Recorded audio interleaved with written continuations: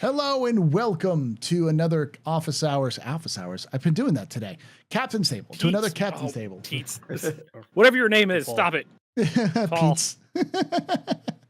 Well, Pete did just raid, so that works. Yeah. My name is Paul Berserker 01 Batman Shelley, your humble host and space bartender here at the AstroPub, and I'm going to be your facilitator here for the Captain's Table. This is a Star Citizen podcast, one of the oldest Star Citizen podcasts, where we talk about Star Citizen, about a bunch of different things. I've been doing this for 6 years now, or no, eight years now. I'm on season 8 of this. I know. And we've got some familiar faces here, and we're going to be talking about what I've dubbed very cleverly, because I'm very clever and I'm very smart. He's so clever. I'm so clever, So smart. smart. I call this Escape from Starkov because I'm, no one else has made this reference ever. So I'm just that smart. Ever. But with that, we'll get into that details here, specifically around the space stations from the Pyro system we've learned about, but before we do, we'll get started with introductions of the folks who are here. With our favorite person who's wrong, according to Jared, to Disco Lando, is Gyrinator, Darjanator, Darjanitor, the Darth Janitor, Darj. the Prince of Pluto, Emperor of Uranus. Who are you? What do you do in Star Citizen, and where can they find you? I mean, you've already introduced everything about me, so.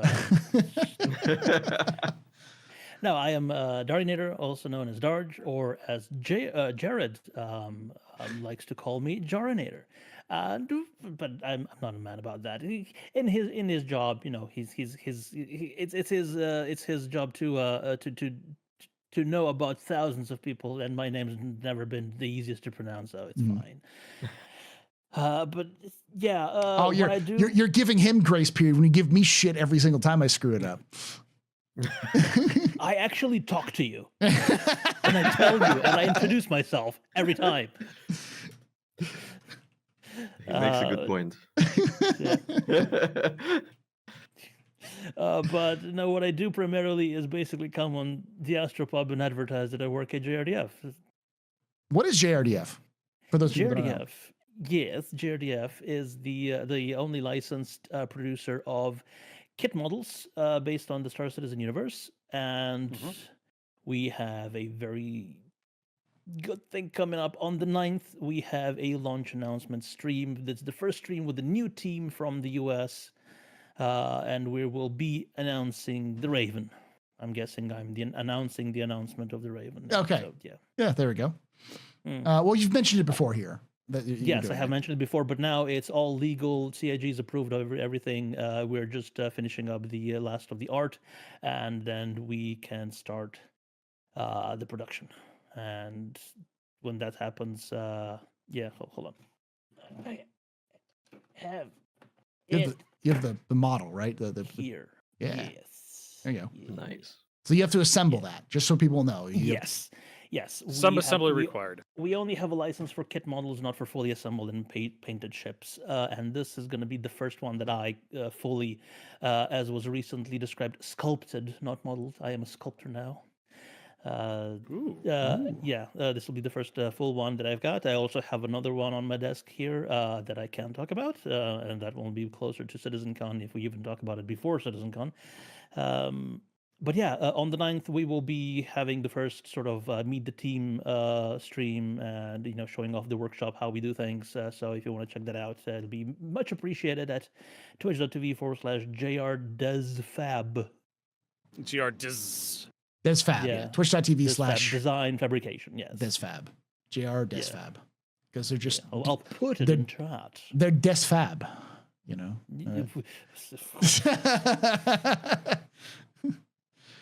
all right. And you probably... you will be at CitizenCon, right? So yes, I will be personally at CitizenCon. The entire team will be at CitizenCon. We will be selling kits at CitizenCon. So unfortunately, right now for European clients or our European friends, yes. Yeah, I bought this at CitizenCon this last year. So just so you get an idea we moved everything about the model side of JRDF to New York. and unfortunately shipping across the Atlantic, as it was a bitch for the majority of our clients in the US. Before was a bitch, now it's going to be a bitch for the other direction. Yeah. But we will. So if you're if you want to get it, we will be selling at CitizenCon. So, yeah. So just for references, so people understand, like if you were trying to get JRDF models in the US, you would have to spend sometimes the same amount of money in just shipping and taxes as you would for the entire model. Like this is like $20 something. I think it's like $23, $24 on the website. But if you were just getting this to send it to you in the US when it was in the UK, it would cost you $25 in shipping and handling. So this was $50 as a result. So we are looking in, establishing a distribution center in Europe as well. But that's further down the line once we actually start making money. Yes. Right now we haven't launched anything from the new company yet. So so buy their models so they can have more distribution centers. We still have all the stock that was printed in Scotland before has moved over to the States, so we still have all of that. But we're also, the Raven is going to be the first one we're actually fully producing in the States. I figured you guys would do some sort of Alibaba Chinese scheme where you'd have like a drop shipper in the United States. You ship to the drop shipper, and then they'd ship to someone locally. Yeah, that requires more capital than JRDF has, I think. It does. It's a very niche product, so it's the issue. It's good if you're a Star Citizen already is a niche. But Star Citizen has whales. Shouldn't you be able to find people with deep pockets to bankroll your stupid bullshit? Yes, but they also Chris Roberts did. What's holding you back, Darge? We actually have to produce a product. Yeah. Well, you see, a bunch of players in Star Citizen already have a Warhammer addiction. So there is enough plastic crack in the system already. Yeah, they have to compete. And I'm totally not looking at my unpainted Bane blade on my shelf. Don't remind me of the 2 Bane blades I haven't painted yet. That are. Look, it took me like 3 weeks to magnetize it so I can make all of them out of the one box. I'm not gonna touch it for a little while. I'll bladed out. I don't know what you're talking about. I don't have a plastic crack edition or anything like that. This is totally not a MechWarrior BattleTech. Here's mine. Yeah. I got this out of a box from a video game. This is a pewter Stormtrooper I got at a Dark Forces box set. Nice. Like 25 years ago. I also have my my little models that I got for supporting what is this? Planetary Annihilation on their Kickstarter. So I got a few of their commanders sitting on my desk here. This is a really obscure game. Good luck figuring out that one. I know Planetary Annihilation. I remember I tried to stream it, and then everyone who was playing, who was a veteran, told me I was shit at it, and so I stopped streaming it. So, all right. With that, let's talk about the next the cue ball in the room. Kane himself, Mr. Space Coder. That's what he was reminding me of. Yes, you're giving off. Kane lives. You're giving off some Kane vibes right there with the lighting, and I like it. So Space Coder. Before we continue. On my end, it looks great. On your end, it looks like shit. It looks great on my end. Compression. Twitch and Discord compression. Yeah, Discord per compression. It looks fine on my end, but the Discord is the thing that's kind of looking a little off. So. Okay, if you guys say so. Yeah. Anyway, so I am a Star Citizen content creator, mostly make videos where I try to explain what CIG are doing as a software developer. Most of the time it ends with CIG are doing this wrong and this is what they should actually probably be doing. But I'm also the creator, owner, and proprietor of the Star Citizen Armory, which if you're not using it, you should. Because it's going to make your life a lot easier, especially in 3.24 once inventory weirdness comes in. If you don't know what the Armory is, it lets you create loadouts for your character. You can share them with your friends, find out where to buy them and where to loot them, and also what stat they have and all that good stuff. Go use that. Yeah, it's good. It's a good It's kind of like Aircool for people. Yeah. I hate that comparison. Just because Urkel was first. I would say it's FPS sort of a good FPS companion app if you're trying to look for sort of like FPS content. Does it equip my equipment for me when I log into the game? No, exactly. You don't let me do that. Yeah. See, that's my problem with the upcoming patch with like the 3.24, how the new items, how the new item banks are going to work. I'm not looking forward to that. What we need is one of those Iron Man suit up machines that Tony Stark's got like in the first movie. We had those. Remember those back in like the GSS locker, 2.5? Mm-hmm. You walk up to the locker and it would swap your civvies for your suit. Yeah. Why don't we have those? Because you only had one thing. Yeah. Why can't you set up like your suit and then your civvies and then you just walk up to it and swaps? If you have your civvies in the local area, it swaps with so Vertigo. Oh, Vertigo. That's what suit locker is going to be. That'd be really convenient. Vertigo and Jargonator. You realize this is part of the discussion we're going to have. Save it for the discussion section, Vertigo. Speaking of which, who are you? We're going to be talking about inventory? Oh boy. I am too sober for this. Well, I mean, we're going to have to talk about it because of the topic at hand is going to have to deal with loot. And if dealing with loot means we're going to talk about inventory, which means we're going to have to deal with all of this stuff. Stop getting ahead of yourself, Vertigo. Yeah. No. So, Vertigo, who are you? What do you do in Star Citizen? Where can they find you? Well, kind of a Star Citizen streamer these days. Been kind of doing more variety stuff. Star Citizen's kind of like right now. So we've been streaming like Helldivers 2. Went back to play Everspace 2 finally. That's vaguely reminding me of Freelancer. Ooh. For anybody who wants Freelancer vibes, go play Everspace 2. The first game was actually pretty fun too. It was like a little roguelike space third-person space flight thing. Yeah, this is more like second game is story-driven nothing RPG. like the first game. Yeah. Much different. It's more like an open world sandbox RPG. So we've just been doing variety stuff, both in just whatever kind of I fancy in Star Citizen. Most of the missions don't even work in Star Citizen, so I logged into the morning to like spawn my Corsair at Orison, and then I watched my Corsair. I watched the beacon for my Corsair just fall right through the platform to the center of Orison, just blow up, and I'm just like, oh, thanks, Star Citizen, great. Yeah, at least you can log in. But you can find me on Twitch. Every TV. new bug is an old bug in Star Citizen. Yeah. Yes. Seen this one before, right? So yeah, Twitch TV, HC Vertigo. Find them on YouTube, HC Vertigo, Instagram, HC Vertigo. We're not on Twitter anymore for reasons. Yeah, because it sucks now. It sucks. Yeah. Well, oh God, I have Darj and Vertigo on. Whenever it comes up, we talk about how Elon Musk sucks, and everyone just gets mad at us for it. So I know, right? Yeah. Oh yeah, Cookie Clicker. Let's not forget Cookie Clicker. I discovered that again. I'm actually like wasn't going to mention it. The internet has been doing a pretty good job of that lately. So I mean, we were talking shit like before the internet decided to turn on him, and we got a lot. Yeah. Because we saw it coming. Yeah. I'm like every time I see him come up in a conversation these days, like on the news or something for some disgusting thing he said or did. I'm just like, I don't need any more reasons to hate this guy. I already hate him. Like, I can't possibly have a less of opinion of him anymore. All right. With that being said, let's get started with the discussion because I will go over premise just so people understand. There are two things that were added to the roadmap this week. Roadmap.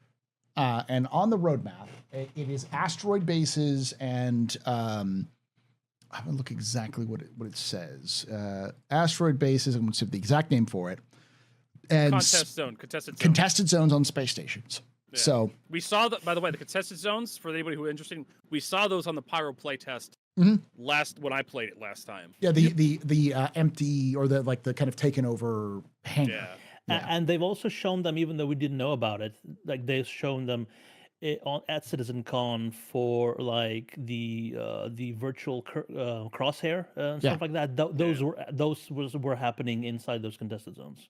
So we've already kind of seen this coming from a little ways away. So they mentioned piecemeal, but not actually announced that this. And it wasn't Paul. It wasn't just the hangars that they took over. They actually had special sections of the space station you could take an elevator to, or you could access from the exterior of the Pyro station. Yeah. There was an airlock you can get through. You have to fly up next. It took me a while to figure out how to get in there. So I took the waypoint was in this weird spot. I didn't know what elevator you could get to because the elevator was kind of hidden in a kind of like a corner of a junkyard. It's not just elevators. There were like ventilation shafts you could take to get to those places. So it's like shows you that everything's connected. It's not just you go from one instance room to another instance room. It's basically everything's in the station and it's just connected via different. Yeah. They had those areas off the Who Wants Some Noodles, the little cafeteria area with an airlock door, and you can get in there and you can fight some guys in there as well. It has vents and whatnot to find. Yeah. I remember that now. Yeah. Hopefully my voice is a little bit better there. People are saying I was a little bit louder, so I'm trying to match it to hit the right sweet spot. But you're getting the idea. You've all seen this, and you've probably seen this at home if you've talked about it. They actually talked about it. I think Darsh brought this up. They talked about this at CitizenCon. They talked about this specifically about like abandoned places where you go in and find rare loot and come out. So this is not new news. This is a fairly well known trodden ground. But yeah, I'm always for more content in Star Citizen, more interesting uses of content they have. More stuff. I will read the descriptions of both of them so that we all have the same context of what's going on.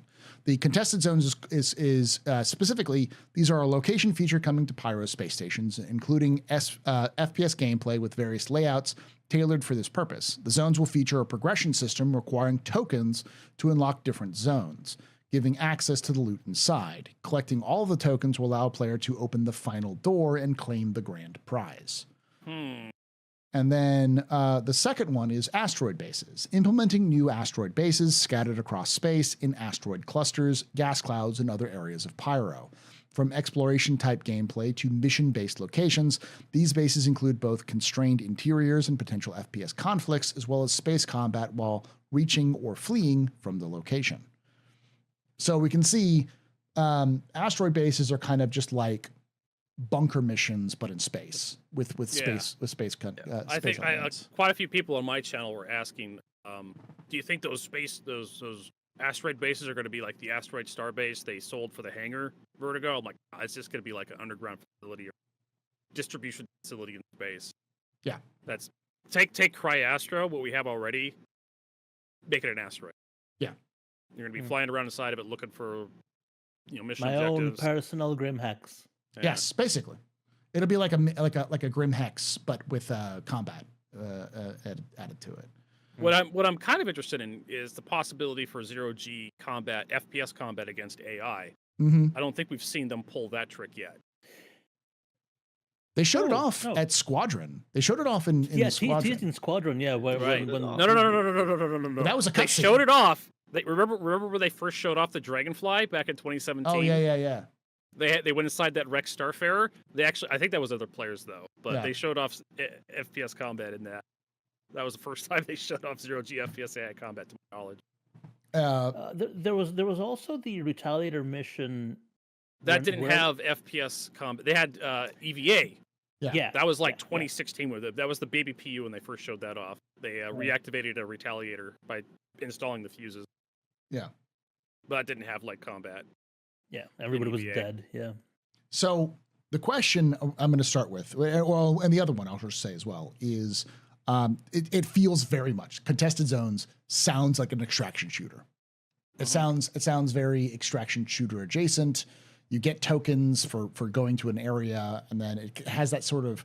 I think Darsh, you said it was like a Metrovania style, where like you have to like gather resources in order to like unlock other areas. Yeah, well, I'm guessing you won't be unlocking abilities, but you will be, just traversing the space looking for pieces of equipment to unlock a new area to go into. Yeah. Half-Life 2 physics puzzles. Yeah, Half-Life 2 physics puzzles. I love that. Yeah, because then they have their own physics now. Yeah. This sounds like to tokens specifically, or like it's kind of like Doom's key system, where you'd have to go find the key and then use it. I mean, very basic stuff there, but I can see that. Yeah, well, Doom was a Metroidvania, even though it was the first one that wasn't, one of the first ones that wasn't just 2D, it was quasi 3D. I'm just a little insulted by that. Doom is a Metroidvania. Oh, listen, I have an entire spiel about how the video game... How am I wrong? Video game definitions do not make sense. Nothing in video games definitions make sense, because what did we call FPS games after Doom? Oh, Doom clones. Yeah. Doom clones. But we didn't call them FPS, even though Doom wasn't the first FPS. There was Wolfenstein was before Doom. Yeah. And there was one. And there was before Blackstone as well. Yeah. There was a bunch of other stuff before. Blackstone, yes, Yeah. Blackstone. So it's like, why were they called Doom clones? Because Doom was popular. It's like, why? They were definitely Metroid and Castlevania Metroidvania style. is because you got Metroid and Castlevania that were basically the first games to do that thing. And there's Metroid Rogue, which was the first roguelike. Oh my god, Rogue, yes. Everyone calls it roguelike. So Metroid requires you to get special abilities to go forward, like the spin jump or missiles so you can unlock doors. But didn't you have to do that? Doom doesn't require that. Doom requires you just to find keys. Yeah. And Wolfenstein requires you to find keys. Yeah. To like unlock doors. It's the same kind of idea, which is what I said. It's an FPS. It's we're not not going to have Metroidvania. new abilities, but it would be cool if you had to get new abilities, like ability to do something different in 0G or something. Yeah. Well, Doom not double 2016 jump, or Doom Eternal would be close to a Metroidvania because you had to get new abilities to actually move through the level. Yes, yeah. No, but I'm just saying, like the concept of going into a place, finding an ability or an item that lets you go into a different place, but in a non-linear way. Yeah, that's sort of what I'm getting at. Yeah, but that's basically just every fucking video game. That is basically every fucking video game.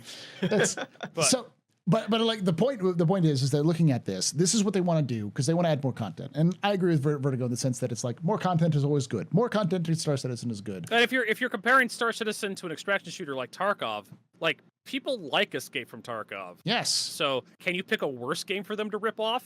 Yeah, I mean probably. Yeah, I mean like it's people not, like Tarkov. So let's start off with the kind of very basics because this mentions like some sort of prize, which I'm guessing is loot. And loot is a big topic in the game right now, mostly because for those people who have been kind of around loot, can know how that CIG sort of changed loot generation and how loot functions and like where you can get loot. So let's talk. I can't wait to loot a helmet I don't want to wear. Yeah.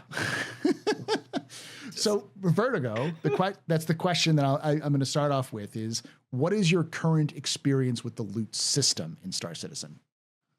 Oh my god, it's like finding wet diarrhea in a box when you open it up. It's just like, oh, a helmet that's really ugly. No. Oh, a piece of armor that I could buy in the store in game for credits that's just a different color that I'm not going to wear because I wear medium arms, medium legs, heavy chest, and heavy helmet. So this is coming from the person who coined mustard and ketchup armor in Star Citizen. Like you are, yeah.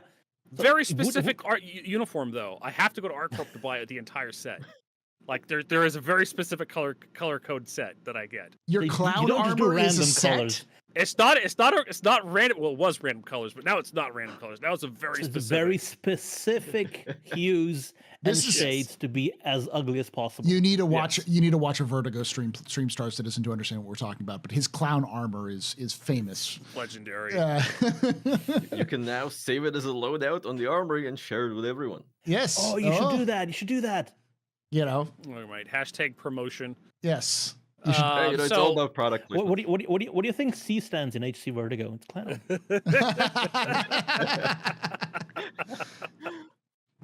So talking about the loot system, like one, it's Star Citizen, so CIG is going to add this loot this progression based system where you have to get like keys to unlock a door to get to a treasure chest that gives you loot, right? Well, one, is the loot going to be worth it? Is the juice going to be worth the squeeze, Paul? That's the question. And like right now, I'm going through most of the missions, and I open the boxes up, and I'm like, there's 90% of the time, there's nothing I want. I like if there's a railgun in there, cool, I'll take that. But everything else I could find while playing the game, or just buy in bulk. That's one of the problems I have, right? But Pyro has been promised like for a while now that there will be a lot of Kitbash stuff, and I'm hoping that is what you'll end up with because that's not something you can buy in a store. So. Some of the Kitbash shit that CIG does, like the Mantis helmet, I think it's the Mantis helmet. It's that one that it looks kind of like an insect and has like little not mandibles, but like tiny little fangs, and it's got like spikes. And you'll find it like sometimes in the shipjackers wear it. I honestly, some of the Kitbash shit CIG puts out is just so hideous that not even I would. So and the problem is not even hideous in a good way. It's CIG has a problem with art in the game they have, and the colors they choose. I'm gonna go just kind of metrosexual here on you, Paul. Go for it. And start talking about color palettes and whatnot. We're gonna be picking colors out here on the stream on this podcast. I mean, you're gonna say the thing I already know, which is, and I already agree with, was that like two greens aren't the exact same greens, even though they're from the same manufacturer. No. It's like in good lighting, if you get two, we saw this. I saw this complaint recently on the forum, but I've been complaining about it for years. Is if you get two colors, if you get two different pieces of armor, like a helmet and a chest piece, that say the exact same color, like Imperial or purple or something, you put them on, you find a nice lighting to go into in Star Citizen, they're obviously not the same shade. That's what I mean. That's what he said, Yeah. But the other problem I have was Star Citizen is so dark, dingy, foggy, smoky, and just washed out in terms of like colors and lighting, that it is very difficult to get to read. I don't know if it's just me. It could just be my old ass eyes because I turned 41 this year. It could just be me getting old. But I look at like some of the armor sets, and it's very hard for me to differentiate between Crusader Security and Ninetales sometimes. Because time to get that color blindness test done at the doctor's office. I have to use reshade to boost colors in Star Citizen to make it look appropriate. I think what you can do is go into user CFG and disable post-processing color grading. That helps a lot. Really? Okay, color grading. Yeah. But that's something that's a complaint I've had since Star Marine was released. Like trying to see guys wearing the outlaw armor inside Star Marine on certain maps where it's very orangey and whatnot. It's just like, come on, guys, you're killing me here. Yeah. But Star Citizen has that problem with lighting, color, and fog and smoke and post-processing effects where, like, you get this wonderful Kitbash stuff they show you on the website. The website has, like, idealized lighting. Yeah. And Exodus found this out with the Gladius, the Pirate Gladius. If you go on the store, the web store, to buy the Pirate Gladius, which is a special Gladius you can unlock on the web store by beating Pirate Swarm. If you go onto the web store, like to most people, it looks kind of red, right? And then you get it in game and you fly it around in game and it's clearly orange. Have an orangey red. That is because of the color grade, because it just applies the color filter over the entire image. So I posted in chat what you need to put into user.cfg. It doesn't work in the console. It has to be in the user CFG. Okay. So just r_ color grading equals 0. Basically, just like whatever, you just turn it off. Yeah. So so we're supposed to be talking about. It disables the mystical. Put that in my user CFG real quick. Well, here's the thing, because like I can easily tie that into what you're saying is that the loot is either ugly, worthless, or not interesting at all. Not interesting. Yeah. Yeah. So if CIG wants to do an extraction shooter, they're already failing. Yeah. Like, because the whole point of an extraction shooter is you're going to find cool shit. And what I imagine CIG doing in the future is we're just going to have the Diablo thing, where we have different grades of the same bullshit. Where we're going to have, like, white common items, blue, green, uncommon, orange, rare, and then, it would help if... Or Destiny did this shit, right? No, but I don't like that. It would be cool if you were able to get attachments you can't get usually in shops, or Pyro's coming out. You're going to get everything you find in loot pools, not going to be able to be purchased. Yes, exactly. That's good because if you can take it off and put it on a gun you actually like, and it doesn't visually clash, then you're golden. But also something that I've been talking about for a while is modded guns. Let's let Space Coder talk, and then we'll get into your kind of discussion on this charge. So Space Coder, what is, since you have a unique perspective, since you have to see all of this shit, you have to like dive into this garbage and sort through it like a raccoon on Saturday night. What is your perspective on CIG's current loot system? Look, since the loot system became a thing, which is 3 years now, I have been saying, and everybody's been saying, that I'm completely delusional, that every box I open has the exact same 3 things in it. A bottle of water, a chocolate bar, and a multi-tool attachment. If I get lucky, it's the same set of pants. Oh, can I inject real quick? I open up like the inventory of like guys I kill, like NPCs, and I find a salvo pistol, I find a UBRIV pistol, I find ammunition for both of them, and I find ammunition for a gun they're not carrying. Yes. But it's always the salvo pistol, and it's always a UBRIV in there, and I want neither of those pistols. Yes. Yeah. And here's the thing that it comes down to on the game side. CIG have created a bunch of loot tables. These loot tables have a bunch of item tags in them. Each item tag has like a couple dozen items on it. So you will end up with a loot table that has about 500 items in it on average. And that's for every container, per location, per whatever, everywhere. And it picks 5 of those items. So your drop chance on anything is 5 like items every time. Yeah. So the drop chance on it is like 0.000 something percent. So your chance of getting a full set of armor is 4 pieces of armor. So that's the right color. Astronomically low. Yeah. I've been looking for the Defiance Sun Chaser or Sunset set, which is basically Defiance armor but yellow. I've been looking for that entire set. Sunburst, yeah. I've been looking for that entire set for like 2 years since I found a goddamn helmet of it. And good luck. Not gonna find it ever. And we're talking about that. The Sunburst helmet is the what's the not the Novikov, the other one. The Pembroke. The Pembroke Sunburst helmet is the perfect helmet to go with the stock Novikov armor. Mm-hmm. So it doesn't look like you're wearing this huge bell, and it almost matches. And that's something that Vertigo was talking about. It almost matches. Yeah. So good. Yeah, but here's my suspicious, which is why people think I'm delusional, is that the game determines what items you get in the box based on your account. So there is a semi-solid chance that you keep getting the same shit because it's you. And I don't know if it's on purpose or if it's a bug. It's like GTA, because you steal a car after hours of trying to get it, and you turn down the street, and every car parked on the street is that same car now. So yeah, so much on loot generation. It needs to be burned to the ground and started over. But on the other hand, they actually use the same system for generating minables and sort of all the stuff you can pick up, all the plants and gems and whatever. And technically, they could actually use the same system to generate locations. And that ties us back to the asteroid bases. So they could actually put asteroid bases into the loot table, quote unquote, because it's not a loot table anymore at that point. And they could just generate these procedurally based on some probability, and they could just be like, oh, you have a 30% probability that this is going to be manned with hostiles. You have whatever probability that it's going to be empty, and there's going to be no loot, or there's going to be a little bit of loot, there's going to be valuable loot.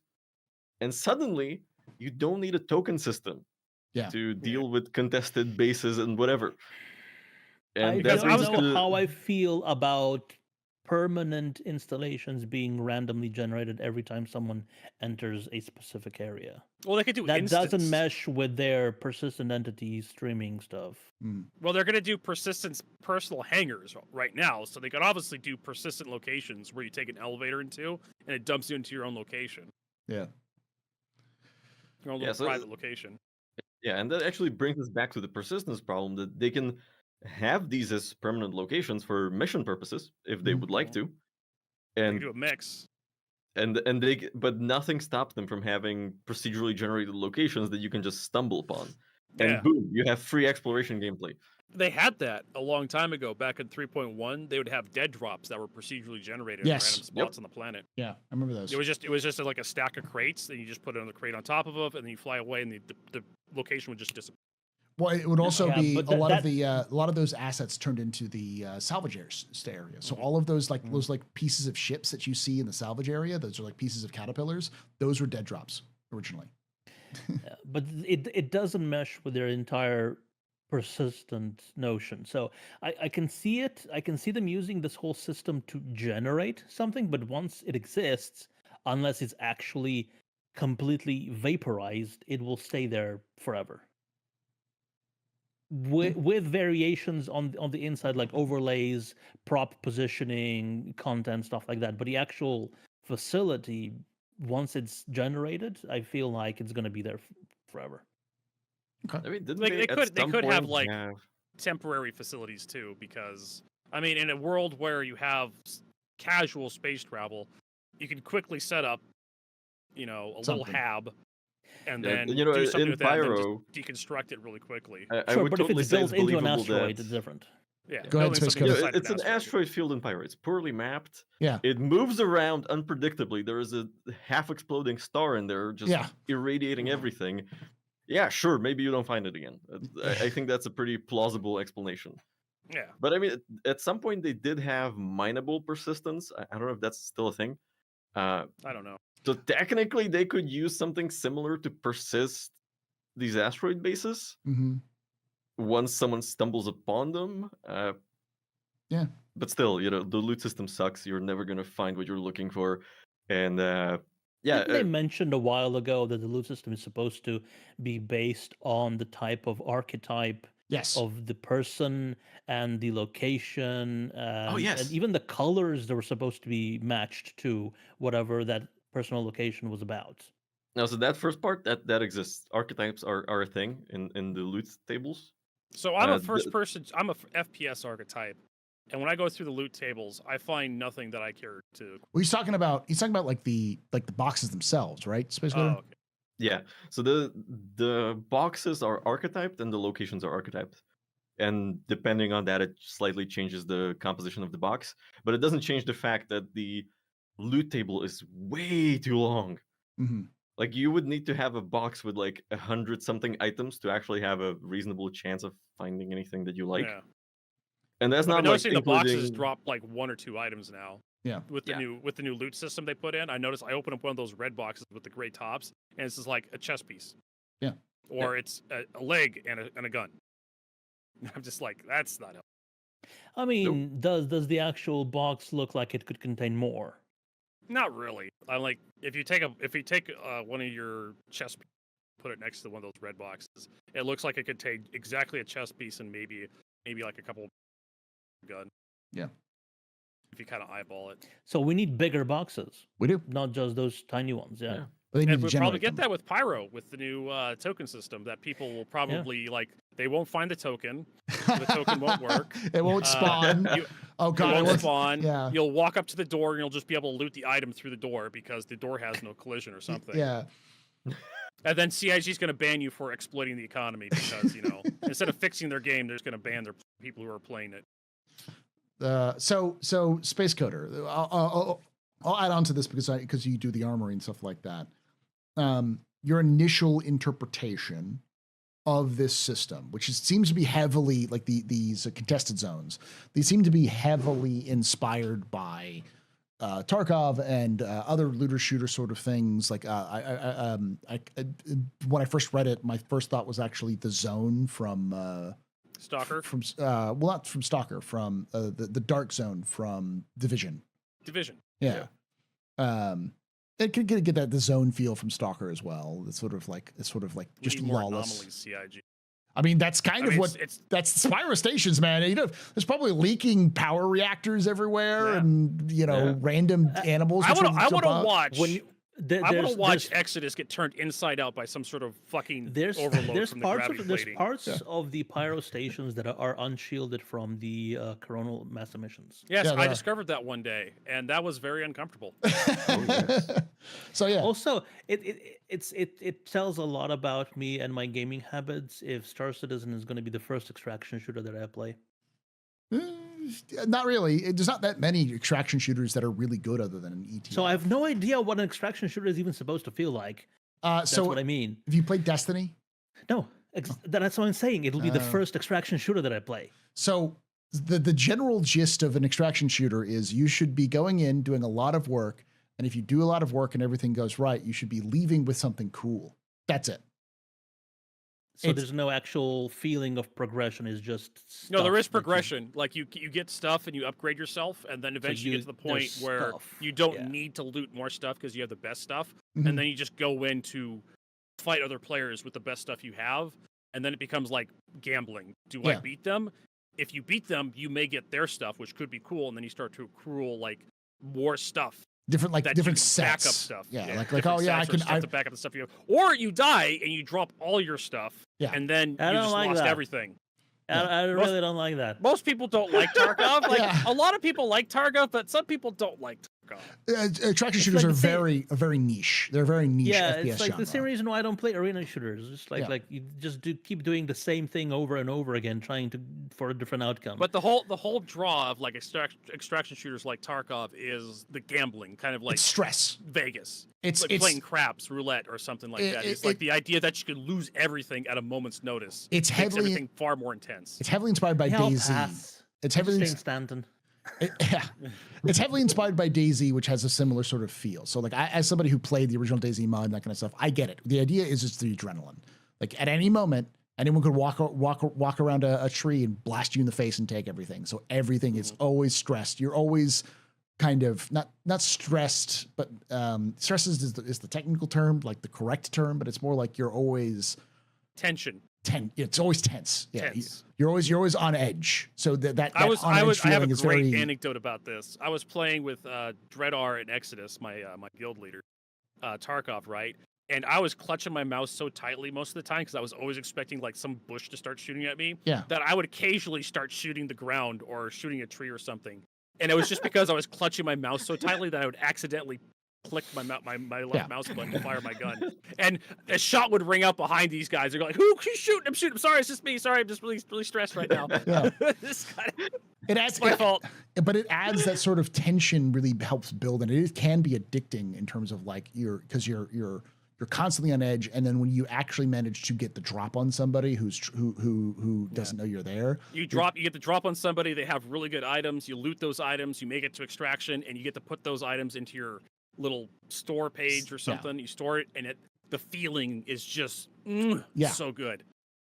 So speaking of, I'll kind of start sort of, because we've kind of already talked with Jarinator about this, about his feeling, but we'll jump onto that. But I want to kind of expand a little bit more with you, Space Coder. Do you think Star Citizen's current loot system is ready for something like an extraction shooter sort of experience? No. Obviously, no. I agree. God, no. I agree. So, I mean, I see what CIG are trying to do, and I understand that you would want to appeal to that sort of extraction shooter audience, because CIG are very combat oriented. They like combat. It looks good. It's action, and it's pretty much the only thing they are able to do right now. With very little effort, you just put something semi-valuable somewhere, and someone's gonna fight over it eventually. What to me doesn't make sense is that they have completely given up on reputation with this. They have completely given up on puzzles. They have given up on any kind of navigation, any kind of lore. They were just like, yeah, you need to find tokens that unlock better rooms. Can I interject real quick? Go for it. Personal anecdote. Playing Everspace 2, I love the puzzles in Everspace 2, where you have an objective. You have this just because Everspace 2 has kind of like the Diablo-esque loot system where you have like, you can find the same gun, but the same gun you can find can have higher rarity and whatnot. Therefore, it does more damage, fires faster, is better, right? Higher DPS. So you always want to find these loot boxes in the world and open them up. But you have to figure out how to open loot boxes. It's not always just get a key, insert into loot box, and you get it. Sometimes you have to solve a little puzzle. You have to figure out where the power plant is to power the generator that opens the loot box. And sometimes you need to turn on multiple power generators, or need to turn on a mining laser to bust open an asteroid. Off these power nodes in a specific sequence, so you have to fly from one to the other. Yeah. And so it's I like the puzzles. Some of them are pretty simple, but it's engaging gameplay. And I would love to grab Chris Roberts by the ears and see this. Just shove his face at a computer screen and say, this! Put this in your game, please. This is good. Honestly, Vertigo, I think proven so it many would times work in a single-player game. Yeah. Go ahead. But like they've proven so many times that they actually can do these puzzles, because we have jump puzzles, we have the traversal puzzles with the crash sites. Why do I have to find tokens? It's like the least imaginative way to do progression. I was talking about that Reclaimer mission they had over by ArcCorp. I can't remember the name of it, but you had to find the captain who was dead inside of a crate. Yeah. Mm-hmm. And you either have to turn off the obvious solution. The solution that CIG wanted you to do was turn off the gravity, and then you 0G EVA up to the guy. You click on his body, you get a data stick, and then you have to go over to Arc 1 to turn the data stick in. Pride of Arliss. The very pig-headed, like, I'm not going to do it the way they want me to do it was I built myself a stack of crates, and then I just jumped over to the guy and then clicked on his body. Yeah, that's the thing is Pride of Arliss ship. The Pride of Yes, Arliss, yeah. Pride of Arliss. Yeah. The thing is that like it's clear that with Squadron they want to do like Half-Life-esque rope puzzles and jump puzzles and stuff like that. But I agree. I think I agree with you with you there, Space Coders. Like they have all these different great open world options to approach different processes, and they are able to do so. But they seem to be refuse to do it. Well, why tokens? Blatantly ignore the option. Yeah, it seems weird. I have a theory on sort of why recent development in Star Citizen has kind of been going the way it is. Okay. It is kind of tinfoil hat. Okay. But bear with me. So for the past 2-ish years, lots of game companies have had massive layoffs. Yeah. Oh, yes. Shit's been bad. Oh, and among all of this, CIG has been plucking those who got laid off. Yeah. A ton of them. And now there's a lot of people coming in from different MMOs, different single-player games, blah, blah, blah. And now these people, and it's not just developers, it's managers, it's product owners, that kind of stuff. And now these people who are not knowledgeable, let's call it, but it's like, they haven't played Star Citizen, they haven't been with the project for a very long time. They go in and they start bringing in these sort of outside ideas, and then we end up with tokens to get loot. Because yes, honestly, like having card keys to open up a door, like tokens or card keys, that's like a Doom thing that's like been around forever. I don't really dislike that idea. Like, in order to get the token, you have to do a little puzzle. Then you get the token, you walk over to the door, you open it up. Yeah. If it's not just killing someone and looting the token from their body, but also having to do other non-combat things to get, but it's a token is basically just the tool to get you to progress to the other side. It can be anything you want. It could be like a valve that you need to turn manually to open a door, or it can be a key, or it can be like this the multi-tool attachment with a cutter. So whatever it is, but if the actual method of gaining that tool is unsatisfactory, then that will be the issue. What do we think is the probability of this not being just shoot a guy and take a thing off him, like take a key card off of him? I mean, we already kind of have that for the consignment missions, right? Yeah. You shoot the guy, and there's like, data pad on the guy. Mm. We had that for, what was it? Siege of Orison. You shoot the guy, he's got a pad. You as I was saying, like, I was trying to say, Siege of Orison had the opportunity to create this much more engaging thing other than shoot guy, get key card. So does all gameplay just boil down to shoot guy, get thing? Kind of. Depending on it's all about, because CIG knows who plays what and how many people play what, and they're gonna create more of what people play most of, and if it's mostly people, should guy get key card, they're gonna create more of missions that are should guy get key card. Yeah, but they also don't create a lot of bias. Yeah, because they only make those missions, so those people play them, so they do it. They don't make puzzle jump missions like. How many people? Good point. My God. Let me just light your argument on fire. Like, why did CIG take away elimination from Arena Commander, and then add in team elimination, which nobody plays?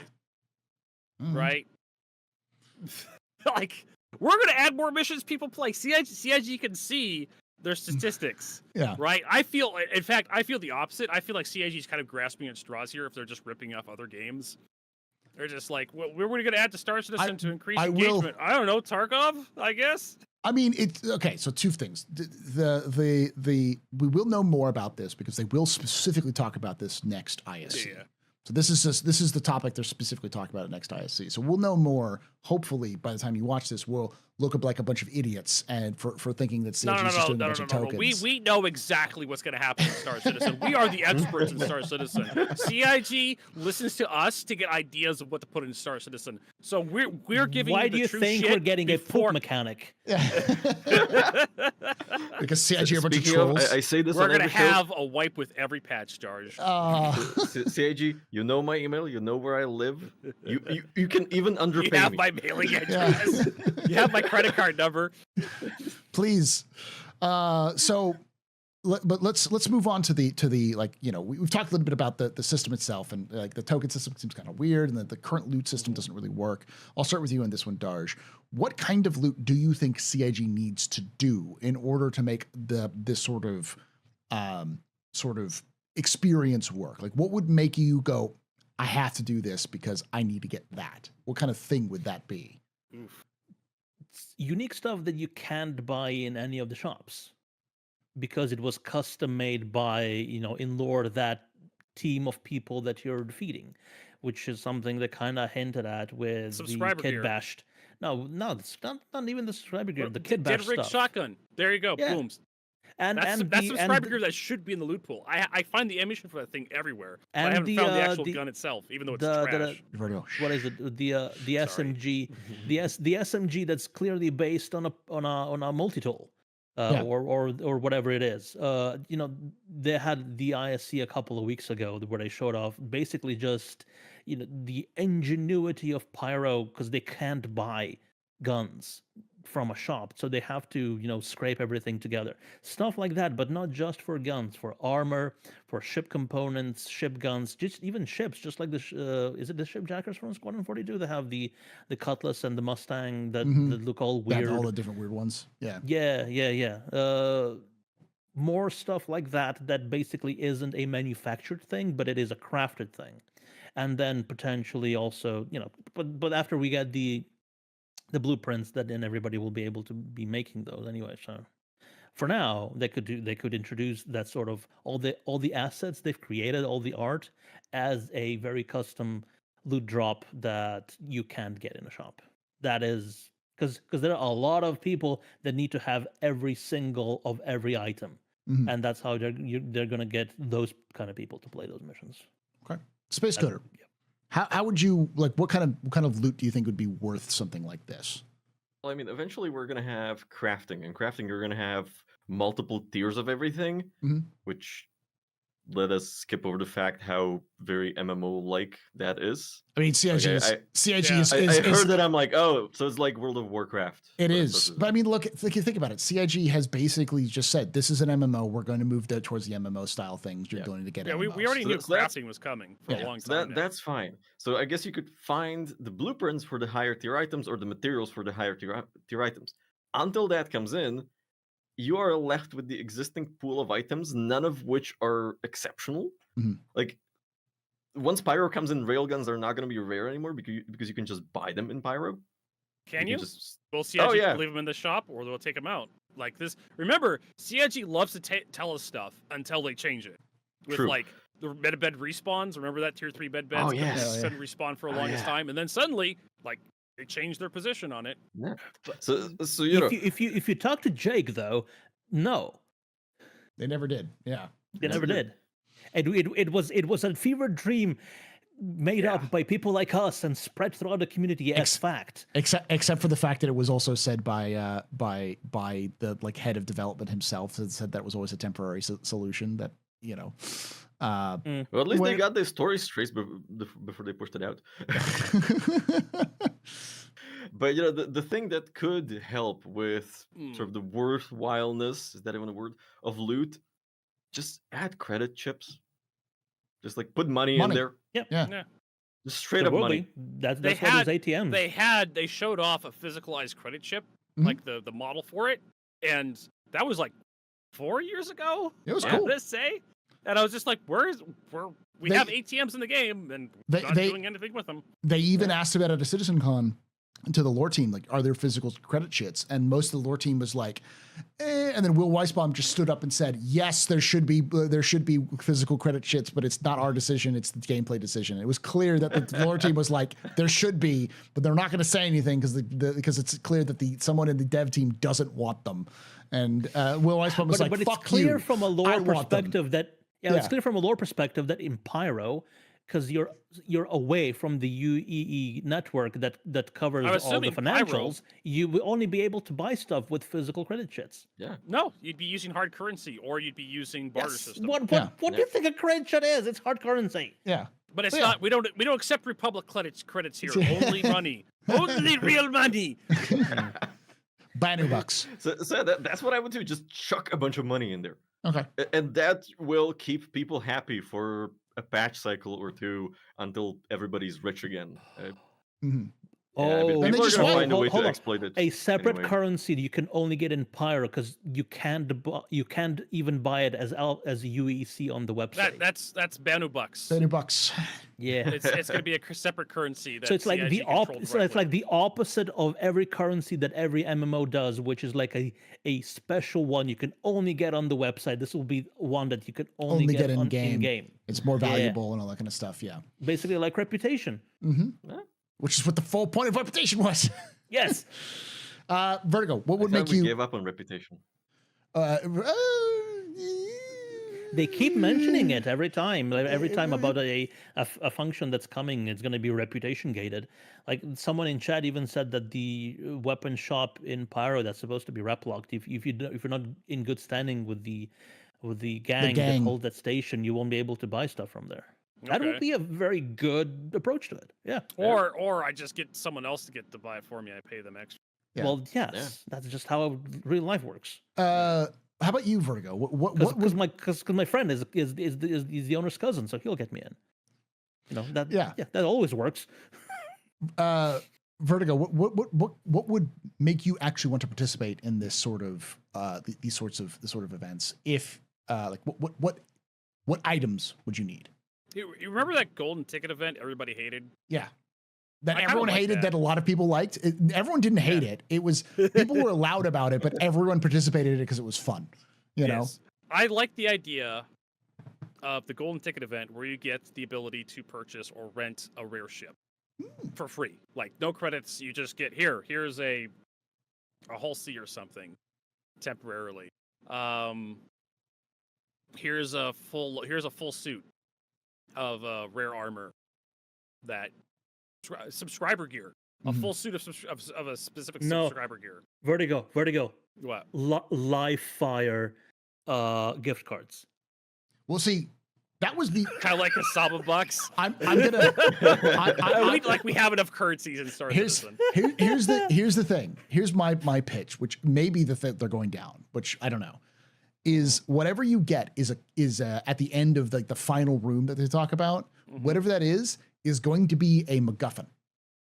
And for those of you who don't know what a MacGuffin is, it's basically an item that has no value to a story. It's just the main thing that everybody wants. It's not the point of the story. It's just that, like, the Maltese Falcon is kind of like that MacGuffin from the Last Jedi or whatever it was. Yeah, the Sith thing, the Sith thing, the Sith thing, yeah. What is it? The briefcase in Pulp Fiction. Pulp Fiction is a great example of a MacGuffin. So, like, you get the MacGuffin, and then you can trade the MacGuffin in for a list of special items that you can only get at this shop. Banu lockboxes. Yeah, like the Banu lockboxes. So it's less of an actual you're earning something, but you're getting a kind of an item that you can exchange for very rare loot at a location. So you get that would be a very good way to circumvent the horrible loot system. Yeah, because you're like, oh, I can actually pick something I want out of a list of I don't know how many things. Yeah. What I'm assuming CIG is going to do, they're going to do exactly the same as what they did for the golden ticket event. You're going to open the box up, and it's going to be a golden ticket, and you go to the web store, and you get to buy something. I could see something like that, but I mean, I think you literally get a 10% off coupon in one of the loot boxes. I would hate that. And I think that would be kind of lame. That's exactly what I think. That's why they would do it, because deep down in my gut, I hate it too. Yeah. So I know CIG's going to do it. If they did it for in-game shops, that'll be fine. But for actual website like the Blood Store, I didn't like that at all. Or they're going to give you like a free 1 month of. They give you a subscriber coupon for 1 month free. Mm-hmm. But you still have to you have to give them your credit card details, and then it becomes a but you can choose. But you can choose depending on what the item is. You can choose when to apply it. Yeah. I mean, I also think I think it's clear in my mind that the actual end goal of this is going to be schematics, blueprints. Oh yeah. It's blueprints for crafting. You're going to be making stuff. Yeah, CIG basically told us CitizenCon last year that you can craft everything. Yeah. And everybody was like, wait a minute, ships? And then we went back, I had to watch it again, and yes, ships were specifically called out as crafting. Yeah. And I'm just but it would have to be you do that in a disused or abandoned ship factory. You get a ship blueprint. Or a gun factory, you get a gun blueprint. Yeah. CIG told us we're going to have player-owned space stations at some point, so you're going to be able to own like a factory of some kind. And we don't know how big their base building is going to scale to. Who knows what's going to be in these disused section of stations? My guess is, because I've had a theory for a long time that the first versions of crafting we're going to get is weapon and armor modifications. So. And it could be like the Star Wars, where like a holocron can contain anything amount of data. Yeah. Right. Holocrons were extremely valuable. They're basically fitting the size of your hand, and they would contain like jump gate routes, star charts and whatnot. The entire history of a species in like less than a kind of thing. So yeah. Could have like ship blueprints for an out of date ship that's like the Hornet Mark 1. Yes. Congratulations, you found a holocron with a Hornet Mark 1 blueprint in it. Now you get to make it yourself. Or Starlink Memory Core from BattleTech, or STC from 40K, from like Warhammer. Yeah. So, but yeah, I think that's really where they're going with these, because that would make sense, is to do these dungeons, because these are dungeons as well. I mean, I talk about Starcov and that kind of stuff. I just hope it's dungeons. contextual, so you don't go to to a location that's clearly was like a food production factory, and you get a mech suit. Yeah. Blueprint there. What if it's taken over by a bunch of pirates and they repurposed it into? Yes, but that's context. Well, yeah, of course. That's still the context. Yeah. All right, so let's move over to the last little bits of this. We should talk about the asteroid bases, because we've talked a little bit about the asteroid bases, but what are these asteroid bases likely in your mind going to be used for beyond what they've specifically said? Because they specifically said it was like missions and exploration. So what would you like to see them being utilized for? I'll start with you, Darsh, on this one, since you haven't been already. All right, I can go with Vertigo. I can go with Vertigo. Vertigo. I think the Space Coder. Space Coder. Done yet. Space Coder. I need a refill. All right. Well, I mean, obviously there's going to be combat. That's first thing. Obviously. That's always going to happen. I agree with what you said at the start. It's literally going to be a bunker in space. Mm-hmm. But I would actually like to see non-combat variants of this. So either have like a abandoned asteroid base, and you can find like, if it's a mining base, you can find like crates of ore. Or if it was like research outpost, you can find tools, that kind of stuff. Mm-hmm. But I would also like to see maybe like a settled type of asteroid base. Like, it's, we don't want to live on the main pyro stations because they smell kind like of piss. What is that outpost on Hurston that has like a bunch of, not shipjack, have the Dusters stuff. Yeah. They have like a little oil derrick. Yeah. Thing drilling platform they live on. And occasionally you get missions to go down there and kill them all. But they're a neutral faction. They don't hurt nobody. So something like that, where you can like go in. They have a bunch of them on Microtech as well. You can go in. There's a shop. You can buy some stuff. Other activities out of this. Maybe you could have a bigger one where it's more of a distribution center type thing. Lots of things CIG can do with this, but I think kind of that. It's a bunker / outpost in space is a good start, and they can see kind of, because they have that, what do you call it, overlay system, so they can create one location template and just dress it differently for different mission types and different content. So I think they can just start with that and expand on the overlays and see what they can do content wise in there. Okay. Darsh? Yeah.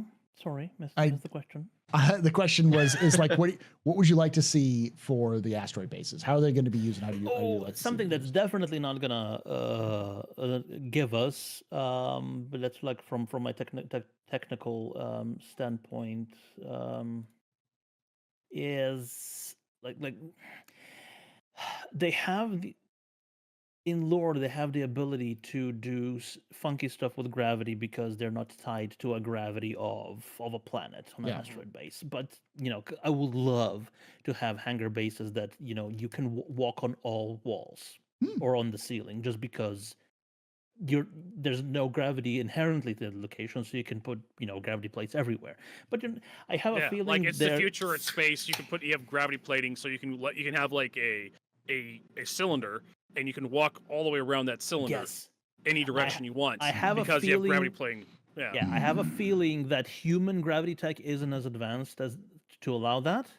So you only have unidirectional ones, because we have seen something similar in the Squadron 42 trailer for the abandoned Xi'an ship, where it was basically a cylinder you could walk up the wall.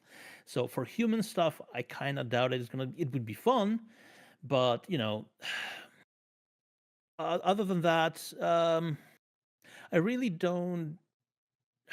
I understand the appeal of a. Wait, are we talking asteroid bases that players can own, or just as random locations you find? Random I think locations. they're going to be random locations. I don't think we have ownership just coming in. Yeah. I mean, what stops them from doing like abandoned alien bases / ruins with this? Anything. They actually need to release Squadron 42 first. True. That's what's stopping them. Yeah. But what I would like to guess is the completely abandoned stuff for a more like horror aspect to the game. Not just you found someone's base and now do stuff at it, to try to kill them or steal stuff from them, but just like completely abandoned stuff that has like environmental storytelling to it. You could figure out who lived there, what they were doing, from stuff they leave behind and stuff like that. That's something I would like to see more environmental storytelling with these locations. Okay. Vertigo. I mean, obviously, I'm thinking like underground facility. But just take the Kovlux missions where you have to go around, and some of the Kovlux missions, not besides the private PI wanted mission, which is like I would love to see that again in Star Citizen, voice acted. You go around, read stuff, try to figure out what's going on. Preach it. Love to see that. Tessa Bannister coming back. Never not remember her. Every time someone mentions Tessa Bannister, her return is postponed by another month. Yeah. Yes. Yep. So, I mean, obviously, like they have Kovlux missions where you go in, you find a crate, and you bring it back somewhere. So obviously, we're gonna have retrieval missions, we're gonna have disposal missions where you go in, you clean out some trash, clean up like a murder site or something, tractor beam some stuff around, blow up some drug, boxes that are using it for storage for drug boxes. They'll probably have like what I imagine. If they don't have gravity, they'll probably have like a ship cargo plate, and they'll probably have like stuff stacked on that plate, so it's easier for you to interact with. So they don't have to worry about having it floating around and banging into stuff when you show up. So you could like destroy it that way. I don't think we'll have EVA, FPS AI in EVA when it comes out for 4.0, right? Slated for 4.0. Yes, this is 4.0. Yeah. CIG, you're more than free to prove me wrong on this one. Like, FPS AI and EVA. Let's make it happen. Let's make them really dangerous. Like you went over to security post Karai and jump out the back of your buddy's cutlass to EVA and to security. You think you're getting in there sweet? Nope, the AI is coming right at you now. Yeah, that's actually a very good point, because everything we've seen about development for AI pathfinding for NPCs has all been floor-based navigation tiles. Well, let me break it to you this way. Floor in 0G. Here, let me break it to you this way. We have spaceships, right? Mm-hmm. And the spaceships can. I have to stop myself here because they can fly. Sometimes the AI can avoid running into things. Yes. So why can't we just use the spaceship AI for the EVA AI. Do I need to tell both of you that this is actually something they've already been doing, and they've talked about it in monthly reports multiple times, and had videos actually in monthly reports that showed them doing that would the actually same thing. require me to read those monthly I reports. know. No, it doesn't. Just watch my stream, my stream, and I actually make them as little videos. So you got to watch my videos. You know, Capsules, Paul. Capsules. Yes. But yeah, no, I agree. Like I think they can do it. It's obvious that they have it for Squadron. If they have that AI in theirs for Squadron, I could see it being put in Star Citizen. Personally, I love the idea of horror. I love the idea. Give me the alien isolation experience in a base. You know, like wait, when's the movie coming out? The next movie? I don't know. Romulus. Yeah, that looks like it's basically just isolation as a movie. I don't know when, but Chris Roberts is a big fan of aliens. Like that's it's clear. That's one of his big inspirations. So like, just there's a big talented team, big beautiful talented team of artists and engineers who are making 3 weeks that are making creatures for Star Citizen. Get them to create some sort of apex alien mother predator. And have you go into a station to retrieve an item, and then everything gets locked out, and now you have to fucking escape or evade or kill the alien queen before you can escape. You know, why not? And the prize you get for that is a better site. Yeah. Well, it's just a mission that you do. You're supposed to retrieve it, and you don't know what is in that mission's going to be. Is it going to be you show up with a bunch of pirates? Is it show up you have to do a social encounter, or is it it's inhabited by a rogue AI or an alien that wants to eat your face off? You know. So basically, Mass Effect side missions. Yes. Mm-hmm. Yes. Take that and just rant like those sorts of ideas, but in the bunker missions. Because the problem with bunker missions right now is they're all the same. You show up, you shoot some people, you get it, and you leave. You shoot enough people to leave, or you get a box and you leave, or you shoot a specific person and leave. The freaking best variation of a bunker mission is the intel raid.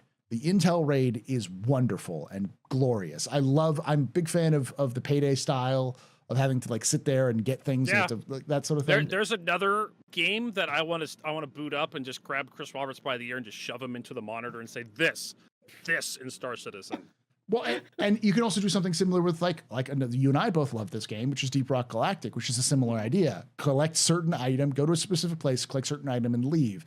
And that's, you could do those sorts of things. Get attacked by swarms of aliens while you're trying to collect that crap. Yeah. You see, all of you want to like shove Chris Roberts into monitors and show him games. I just want to take a bunch of books about UI design and user experience. That too. Just like whack. Do you get it? No, whack. But I love those ideas, and I think they can definitely go for some more variety beyond just, you know, looter shooter extraction stuff, you know, especially with the inspirations behind Star Citizen. All right, I think as always, when we have a Darge and a Vertigo and a Space Coder captain's table, we answered 3 questions, and it took us an hour and 15 minutes. Yes, we're actually very terse. Yeah, this is actually pretty short. This is this thing's moving pretty quickly. Look, I always say this. My first show was like 4 hours. Yeah, and it ended at 3 a.m. for me, so we're good. Yeah, I mean, both you and Darge are in similar time zones now, so like I'll know it's probably the bad same time zone. Yeah. Yeah, so I know it's be bad when both of you are falling asleep. That's why I had a coffee before we started. Hey, at least it's better than it was before, because before shows started at midnight my time. Yeah. Yeah, exactly. No, look, I'm hopped up on caffeine and antidepressants. I'm good. Oh, there's a TikTok. Sunset Pale Ale. There's a that's what I'm hopped up. Oh, that's what I'm hopped up on. Hopped up on. Please see yourself out. There's a TikTok that my wife likes, which is this guy going tacos and sushi, tacos and sushi, tacos and sushi, and antidepressants. It's wait, are we getting secondhand exposure to tech talk right now through Paul. Yes. It's a third-hand exposure. Yes, yes, third hand exposure. I feel like I should be wearing a mask for this stream. My morning routine is make coffee, take antidepressants, flush them with coffee, feel better. Yeah. With that, we're going to move on to the question and answer section, though. So hopefully you enjoyed this, and I am still doing these as kind of individual sections. So if you did watch this as an individual pulled out section, there will be the full VOD will be available on be above Darja's head. You can watch the full thing if you need to. I'm going to experiment with the idea of making it unlisted for now. And so it'll be mostly for those of you who watched it. And if you are looking for it, you'll find it on the playlist. It'll be on a playlist. But hopefully you'll find this through the YouTube algorithm and then watch the section, which will have the little timestamp for the Q&A start. So you can just go there and listen to the Q&A. But you can also join us live at twitch.tv/TheAstropub, youtube.com/TheAstropubLive, at Twitch at Saturdays at 4 p.m. Eastern, which is like 1 p.m. Pacific, and it's like, 9 a.m., 10 a.m. UTC? I don't know, but it's not butt crack early in the morning for folks in the EU. So time zones, man. Time zones. Just fuck 'em. Yeah, we should cancel that. Yeah. With that, let's get rid of daylight savings times first, and then we'll work on time zones. Start with that. Yeah, but you expect the politicians to agree on any of that? Come on. With that, you gotta start with something easy.